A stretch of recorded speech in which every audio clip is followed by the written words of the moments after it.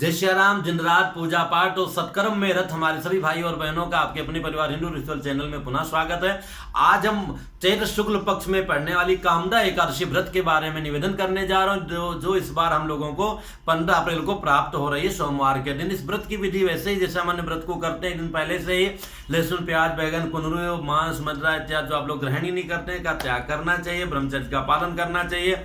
एकादशी को प्रातः उठ करके किसी नदी आदि में जा सकते हैं, नहीं अपने घर में स्नान इत्यादि करके सामान्यतया भगवान की सेवा करके मध्याह्न काल में आचार्य पुरोहित को बुला करके अगर कोई विशेष कामना है तो विशेष पूजा करनी चाहिए। नहीं तो सत्यनारायण भगवान की कथा कर सकते हैं, स्वयं कर सकते हैं। अगर आपके लड्डू गोपाल जी हैं अथवा राम जी हैं और नहीं तो हनुमान जी हैं, जिनको भी विशेष मानते हैं उनका मध्याह्न काल में विशेष पूजा करना चाहिए। हालांकि विष्णु स्वरूप का जो है ज्यादा यहाँ पर महत्व आया, पर जिनकी भी करेंगे आपके ऊपर परम कृपा होगी, हमारे भगवान जो उसी रूप में आ जाएंगे। इसके पश्चात संध्या वेला में संकीर्तन इत्यादि करना चाहिए, रात्रि में जागरण करना चाहिए। अगले दिन मतलब 16 अप्रैल को प्रातः जो है पारण करना चाहिए, और पारण के पहले जैसे मैं बार बार कहता हूँ दो खुराक सीधा दान इत्यादि करना चाहिए। इस कथा का बड़ा ही महत्व, इस कथा का भी वैसे ही वर्णन है जैसे अन्य कथाओं का आता है, क्योंकि युधिष्ठिर जी के पूछने पर भगवान श्री कृष्ण जी कहते हैं प्राचीन काल में भोगीपुर नगर में जो है एक पुंडरिक नाम के बड़ा जो है पुण्यशाली राजा थे। उनके यहाँ ललित और ललिता नाम के 2 गंधर्व जो है बड़े ही दिव्य थे, उनको बड़ा सम्मान मिलता था।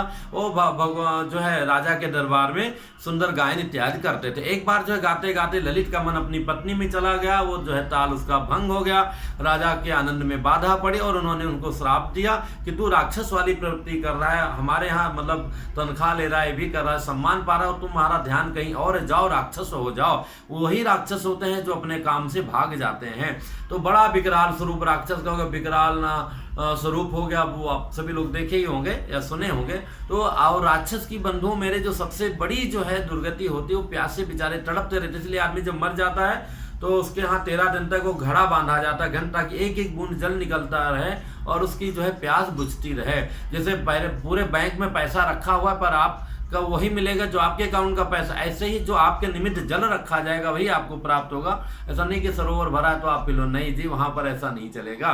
तो इसलिए जो है वो राक्षस हो गया, उसकी पत्नी परेशान है, तो बहुत विकराल योनि में हमारे पति देव चले गए हैं। दौड़ती भागती उनके पीछे पीछे गई और वो चिल्लाता घबराता और राक्षस जो है विंध्य पर्वत पे पहुंचा, वहीं पीछे पत्नी पहुंची, वहां श्रृंगी के ऋषि का दर्शन किया और दौड़ते हुए गई कि महाराज आप जो है इनकी मुक्ति का उपाय बताएं। उन्होंने कहा कि देवी घबराओ मत, बहुत जल्दी शुक्ल पक्ष की एकादशी आने वाली चैत्र मास में जो आती है, कामदा एकादशी का व्रत नियम पूर्वक करो, तुम्हारी कामना पूर्ण हो जाएगी, तुम्हारे पति का उद्धार हो जाएगा। वो पत्नी जो उसी तरह से व्रत किया और उसका एकादशी के प्रभाव से राक्षस योनि से उद्धार हो गया, क्योंकि व्रत करने के बाद में अपना पुण्य अपने पति के नाम जो है आचार्यों को बुला करके उनसे पूजा इत्यादि करा करके उनसे समर्पित कर दिया। उस पुण्य के प्रभाव से जो है वो राक्षस योनि से मुक्त होकर के देव योनि में पुनः प्राप्त हो गए। तो बंधुओं, हम लोग भी पापी हैं, लेकिन कलयुग में पुण्य का भी बड़ा महत्व है। आप एक बार भी जय माता दी जय श्री राम कहते तो बहुत पुण्य मिलता है, इसलिए ऐसा मत सोचिए, सत्कर्म में लगे रहिए, निश्चित जो है हमारा आपका भला होगा। एकादशी का व्रत अवश्य कीजिए। तो और बंधुओं, व्यक्तिगत प्रश्न के लिए इंस्टाग्राम पर पूछेगा, हर वीडियो के नीचे इंस्टाग्राम का लिंक है, वहां पर जाकर के मिल सकता है। थोड़ा परिवार को आगे बढ़ाइए, सब्सक्राइब कराए और घंटी वंटी न बजाए हो तो बजा दीजिए, ताकि आपको पता चलता रहे कि हमारे गुरुजी अथवा हमारे परिवार में कौन सा नया मैसेज आया है।